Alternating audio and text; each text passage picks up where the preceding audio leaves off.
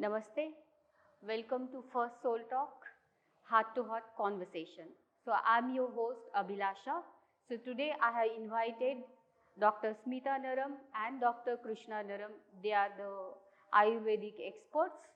So we had decided for the first talk, we'll go ahead with the sister science of yoga, Ayurveda, and we'll understand much better about Ayurveda, like how has been the history of Ayurveda, what are the fundamental concepts in Ayurveda, and then how the food plays a very important role in Ayurveda. So that we are going to understand from Dr. Smita Naram and Dr. Krushna Naram. So Dr. Smita Naram, she has almost 3 decades of experience in Ayurveda. So she has cured so many patients through Ayurvedic treatments.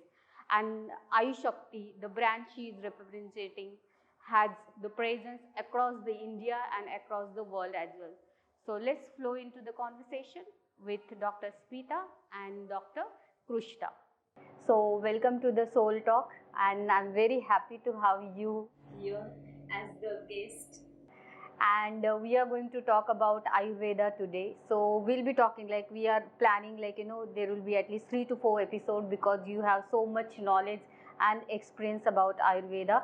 So this will be for the common people, they need to understand from the experts only that how your Ayurveda is actually helping the people, and the tradition of Ayurveda, the history of Ayurveda. And there are some concepts in Ayurveda which are not clear. People know about those concepts, but they are not clear about it, what exactly those concepts mean. So we are going to talk about that. But first, going ahead, I would like to understand from you, how you started your journey with Ayurveda, like how long it has been and how has been experienced so far. So, my actually original journey started in 1972. So, I'm born in 1962. So, when I was 10 years of age, I had a terrible stomach pain. And my 4 generations of my father's side are all Ayurvedic Vaidyas. So my father's elder brother was a very popular Ayurvedic doctor in the village in Gujarat. Still people know him actually. And then his father and his father and his father.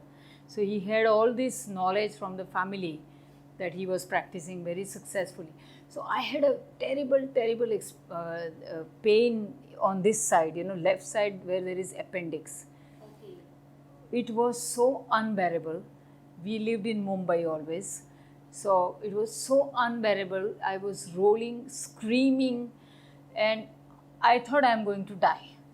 I still remember this experience as if something is cutting in my stomach, literally, and going to blast. So my father took me to the family doctor in emergency, and the family doctor said that if in 24 hours this pain is not going away, then we will have to do the surgery. At that time, when I was just 10 years of age, 1972, there were no ultrasound, nothing. Moment you have this kind of pain means appendicitis you have to remove, otherwise people can die. So, and he said that in front of me, so you can imagine how terrorized I was, literally. We came home and my father just called my uncle in the village and said, this is what is happening, what shall I do? So he immediately said couple of names of the herbal products, Ayurvedic, which my father always kept in the house. We always took Ayurveda every day in general. Okay. I took castor oil every Sunday because of my uncle's advice. All the family had a castor oil time in the morning. Okay, that's so nice. And I grew up having mankangni tel and all that, for my brain and everything. So he said, give these tablets and you do this enema, which contain basically only something from the kitchen like ginger, cumin, coriander, asafoetida, ajwain, castor oil. So he gave a recipe, my father created it, and he gave me enema. In 5 minutes, I passed the stool, lot of gas came out and my pain was gone forever. Okay. I don't even remember then ever having that kind of a pain in my life. So that was like a striking experience. I thought, my God, it saved my life. Because the doctor said that it will burst and she may die, something like this. So then when I grew, and I met my late husband, Dr. Pankaj Naram. He was already into Ayurveda. He was learning something from some Vaidya Nagin by Sangvi in Vile Parle. And he got very interested to take the official proper education so that we can practice. And he inspired me to join Ayurveda education. So that's how we both did Ayurveda, and then we met our master in 1982, because once we started practicing, it was only frustration. We didn't know either things were not working or whatever medicines shown thousands of years ago maybe was not working today, but results were not coming. So one day there was this man whom we were treating for months and months. This man we met in the market somewhere, and she said, "Oh, I got completely cured. You tried so many things, but in just 1 month this old master Baba Ramdass has given this to me and I am fine." So we just thought we must meet him. So we went in a forest. He was in a Daisar forest that time. Now there is a concrete forest, but that time there was a green forest. So he used to work in that remote area. And we sat there and people were like coming in, flocking there, like literally, like a mela. 50, 60 people waiting, and whole day he saw like more than 150 people, no signage, nothing, no promotion. And he just took the pulse and he said, "You are having this, this, this, this, this." Everybody says yes, yes, yes, yes, yes. And then he said, "Okay, now you do this diet, this home remedy from your kitchen, and this herbal formula." And that's it. And people came and they were saying, "I got rid of my kidney stone." Somebody said my kidney dialysis stopped. Some said my heart problem, I could not walk. I had a bypass, still I could not walk, and now I can walk for 3 kilometers. So many such stories we saw. So my husband actually, I was still studying my pharmacy. So he actually went to study with him full time. With the great efforts, he learned pulse reading, and I learned from my husband. And in 87, we started practicing officially with our clinic properly, and we started doing the pulse reading. And then we understood that this pulse reading is a tool which is helping us to go deep immediately to understand why these problems are happening and how we can fix it. तो जो जड़ मूल से काम करना, like just working on the root cause, but first you must find the root cause, and that pulse was helping. It's just, I've seen my parents, seen it since the age of 6 months. They put me on their lap. I could not speak, could not walk. See the pulse, see the pulse. So since that age, I'm seeing mom and dad. They touch and they know exactly how many blocks in the heart, which artery is blocked, where do they, if they have cancer, which part of the body has it, if they are going to get diabetes, or if their parents have some problem. They told that also. Such accuracy, I've never even seen results many times. Even test reports I have not seen capture in such accuracy the diseases that mom and dad have told. Yeah, with the pulse reading. Yeah, and it comes from the lineage. It is 2500 years old lineage. So what we are practicing today is actually coming from the lineage Vaidya Jeevaka, and the knowledge was, he was a physician to Lord Buddha. So that knowledge was transferred to his student and to his student and his students, and finally to Baba Ramdass, and now we got it. That's how we learnt it. So Baba Ramdass, he is still alive, or? No, he took the samadhi. That time when we met for the first time, he was 114 years of age. Very strong. And he took the samadhi at the age 124. So he's not there. It was in 89 or 90. Okay. That's really interesting and a miraculous story actually. Yeah, like we have he inherited a huge handwritten manuscripts, huge numbers, thousands and thousands of pages. From him? Yeah, from him and all our gurus. Because our lineage, it is a rule that you have to write down your experience for the next generation. So I've got, like, we are the main head now. So I've got 1000 years, 1200 years old handwritten commentary on Charak Samhita, Bhav Prakash, what is working, what's not working, all this according to that time. Okay, so that is in which language? It is in 4 languages: Sanskrit, Ardhamagdi, Mewari, and Tibetan. Okay. Okay, then people can understand these 2 languages, Ardhamagdi. No, I got a translator who helped me to translate this. Okay, that's a huge work, right? Found from Banaras Hindu University. Okay, that's a huge work, and We both have to do it now. Earlier, my husband was behind it, and he was really committed to, translate it in today's language. Now it is me and finally him who is responsible for this heritage. Okay, that's a big responsibility actually, and it will help. I'll say it will be a huge help Huge to the help. humanity. Huge Like if this knowledge comes out and people can understand it, and then they can apply it. Yes. So that is going to be a huge thing. And Absolutely. you said Charaka and then Jivaka. Okay, Jivak. From you say Jivak was the first person. Okay, who might have started Ayurveda. What about Charak then? Who is he? You want to say? It's an excellent question. Now, Acharya Charaka, we say Acharya out of respect. Acharya Charaka was nearly 5,000 years back, he wrote. And what he wrote was the basic insights, the basic everything he compiled, and then he noted it down in the form of a Charak Samhita, which has many volumes. The first is the Sutrasthan, and so on.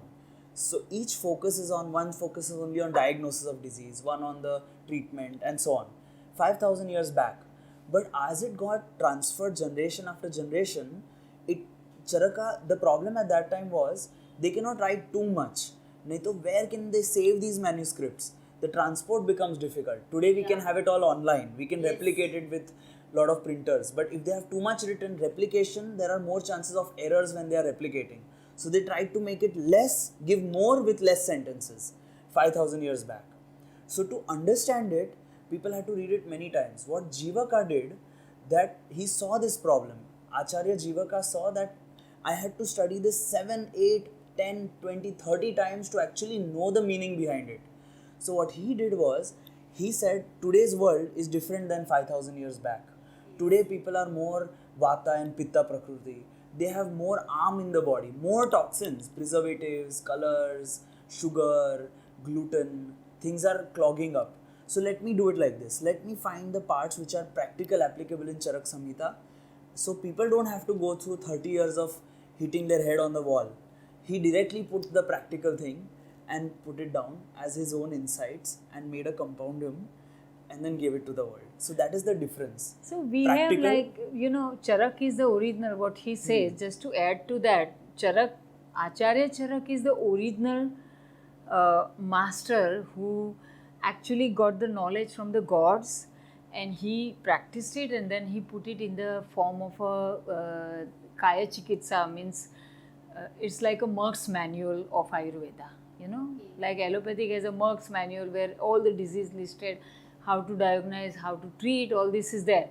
Same thing here, there is a total listing of almost everything on this planet, even what is existing in modern times, including even mention of chromosome and genes is there in Charak Samhita.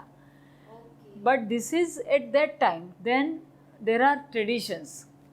So South has a tradition, West has a tradition. This is a Sidhha Veda tradition which was headed by Vaidya Jeevaka, who was expert pulse reader, surgeon and detox panchakarma specialist.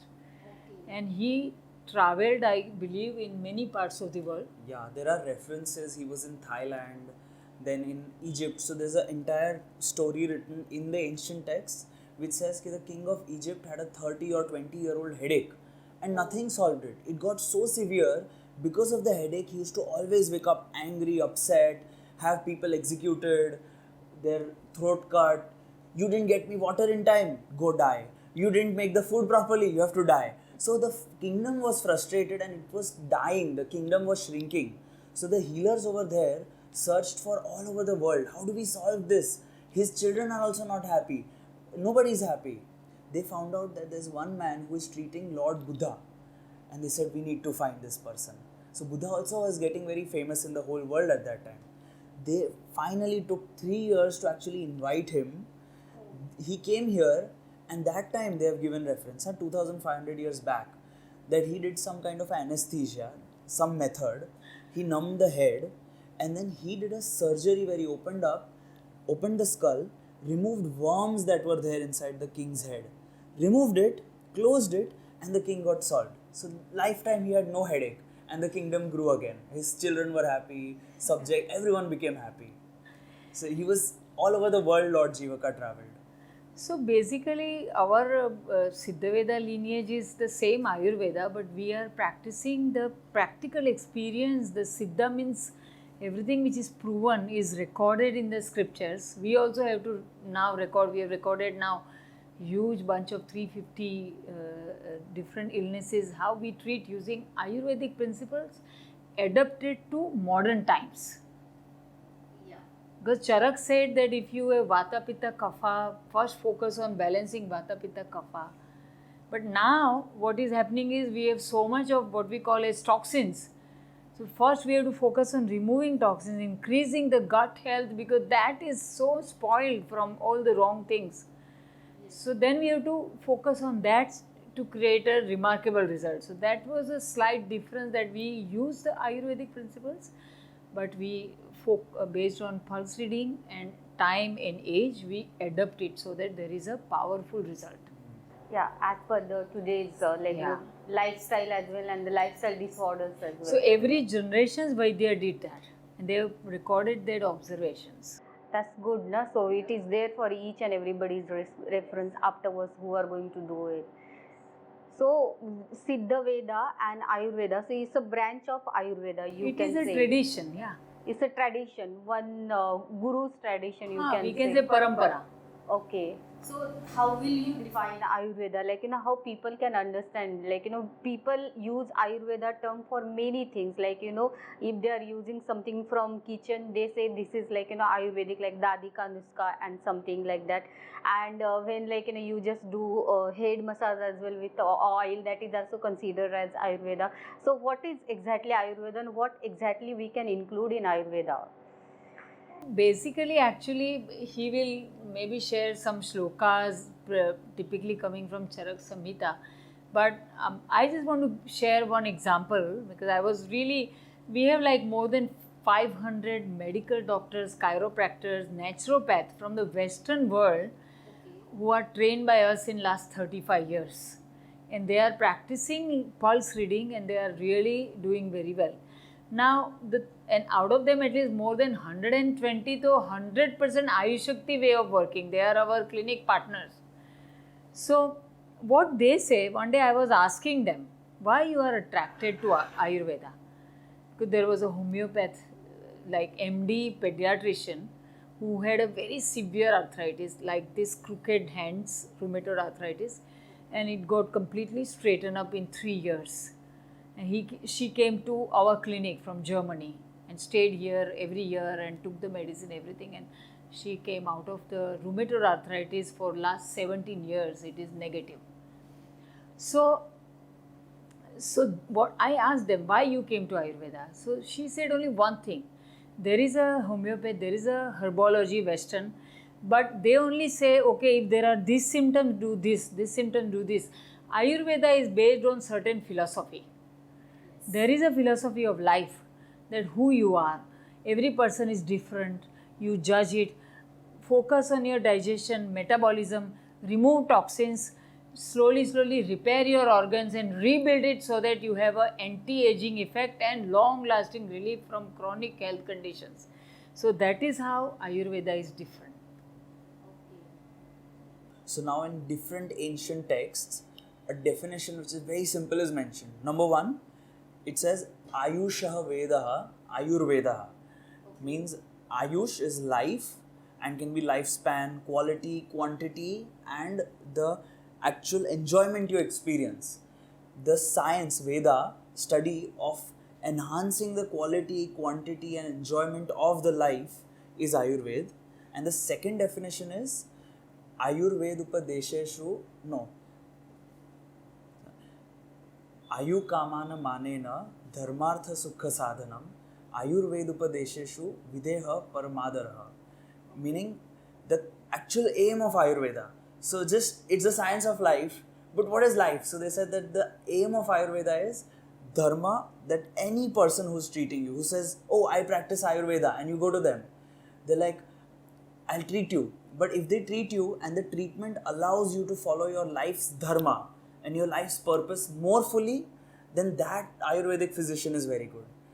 Dharma, then artha. So after being treated by that physician, and I've seen this with mom and dad many times, after being treated by that physician, if you get more artha in your life, meaning more financial abundance, as a result of being treated by that physician, then that physician is good.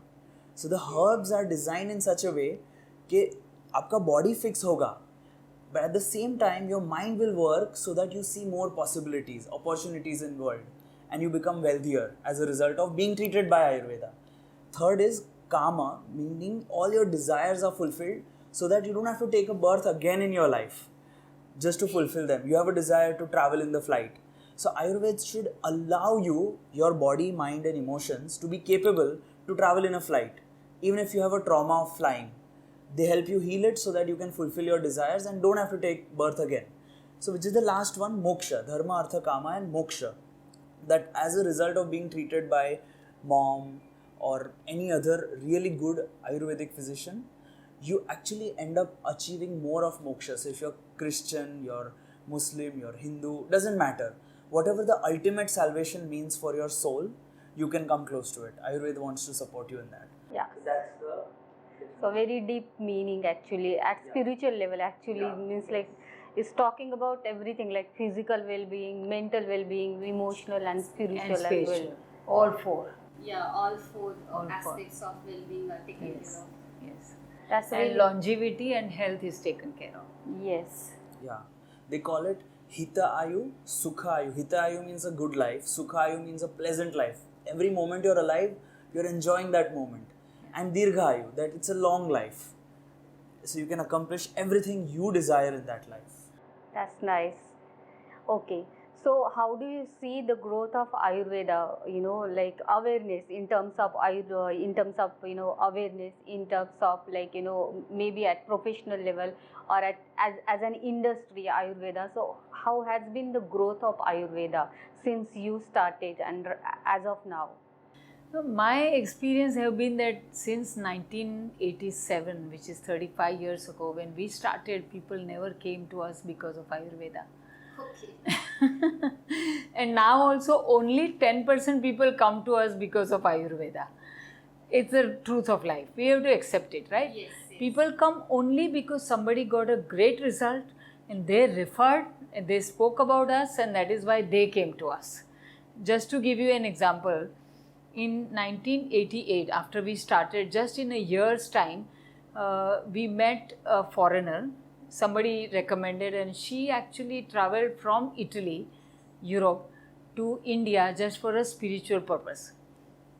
And she got sick, terribly sick. She had vomit, fever, her body was becoming yellow, and not so much, but slightly yellowish tint was there already. And somebody said, go and meet this doctor because he can tell you just by looking at pulse what's happening. So she just came because she could not fly. There was a problem, she couldn't get on the airline. So we checked the pulse and we found that she has a liver issue, hepatitis. So I sent her immediately to do the check, and we found that she has hepatitis C, which comes always from water and food. And it spreads very fast. It's something that spreads very fast and grows, the bilirubin level grows super fast. So she had a bilirubin around 21 when I checked it. And within 2 days, so normal bilirubin should be under 1. Yeah. And at 21, she can go either in coma, possible, or she can also die after some days. Can be so dangerous. And she became, within 2 days, she became yellow like a turmeric. because of this high bilirubin. So we had no choice but to keep her somewhere. No hospital was there, somebody's house, and we gave a very strict diet of mung and vegetables only, some khichdi, fresh aloe vera, and we had this live tone and D-Viro formula, which we gave a high dose really, because we wanted to really recover her faster. It was a responsibility. No? She's not traveling, she's here, and we are responsible now. So within 1 week, her whole yellowness went away. I think in 2 weeks, her bilirubin level was 2, which like a miracle. So she was always in touch with her doctors because she was so in panic with this situation. And they said, we don't know what to do. Even if you come here, we'll put you in the hospital for 3 to 6 months of quarantine. And by your own immune system, if they control this hepatitis C, it is great. Otherwise, I don't know if you can come out so easily. Okay, they gave up. They gave up, yeah. Because there is nothing which can really work against viruses. Viruses, your own immune system has to be strengthened. That's it. That can only fight it. So we only worked on her own immune system, which then fought her infection. So she came home. She checked all the liver parameters, everything normal. Just in like 3 weeks. So the doctor said, who is this doctor? We would like to meet him. Please invite him. So we were invited by this lady to Italy. And this doctor, she spoke to a couple of doctors, and 60 medical doctors came to listen to us. We shared our experience, we showed the proofs of different things we do, and we also taught them pulse reading one-on-one in the same class, and they were surprised that they could find arthritis, back pain, few simple things we taught them, and they could actually find it on the spot. So out of them, 15 doctors were excited and they came to learn from us in India. That is how it started. So only from the result, I believe that the kind of result, because of my guru's knowledge and wisdom, our formulas are very, very powerful. We use a very concentrated extracts, and the pulse reading is something which is a tool which teaches us how to find the deep-rooted issues quickly and fix it. Because of that, I think for us that is how it spread, because I literally then, this Italian doctor comes and they say, we want now medicine in Italy. So I literally worked with the health ministry because they didn't know. They said, Ayurveda, what is Ayurveda? They couldn't even speak Ayurveda because Y doesn't exist in the European languages. Y means J, they call it. So then I taught them, and they did the work with the ministry, and they created a rule for the first time in Europe for Ayurveda. That is how it started spreading. Which year it was? That was in 1990. 1990. Yeah, 1990, just 3 years after we started practicing. And then from there, some Germans came who got a result. There was this one doctor from Germany, Dr. Thomas in Munich. So my husband told him that you have been exposed to the parasite, and that is why you have IBS, because your system is chronically impacted. And he was shocked because it was true. He had a exposure to parasite when he traveled to India one time. And then his system, even if he took the antibiotics, the colon was completely like inflamed, and he was having IBS, severe constipation, gas, bloated, everything. So he said, how did you find this? I want to learn it. So that's how it started in Germany. And then we had a German training program with the university, and we trained like 20 doctors, and that is how this whole thing started. So I believe it is just because of the result, at least I believe it is spreading. Otherwise, common people, they use Ayurveda nuskas and this and that, but when there is a problem, they don't choose Ayurveda easily. Yes. So if Ayurvedic doctors focus on the result, like we have now trained 500 doctors, and we have clinics. In 2010, we decided as a contribution to the society, we want to train more and more people, because our teacher said that you have to keep it alive by training the doctors on pulse reading. So we really started focusing since 2010, and we created already more than 120 clinics across the world. Great. 100 are in other countries and 20 in India. Yeah, that's a big number. Yeah, so that also, so that is how, you know, it is growing, but slowly, only through the result. That's good. And what about the India scenario right now, the present India scenario? Like, how is the mindset of Indian? Majority people, I would say 90% people will go to normal conventional science, they'll keep taking medication. The younger generation is aware and they are wanting to stay healthy. So they are coming to prevent things. I've got a lot of such people. But they don't come because of Ayurveda, they come because somebody said that, look, I was pre-diabetic, I had a cholesterol, and I went to Ayushakti, I did the detox, and it went away completely. Last 3 years, I have nothing. So if somebody has in their family, they will say, okay, go here so you don't have to take medication forever in your life. So that awareness is coming, but it is like, you know, slow. Okay, Yeah. that's nice. That's good. It's a positive sign. Yes. Yeah. Thank you. Thank you.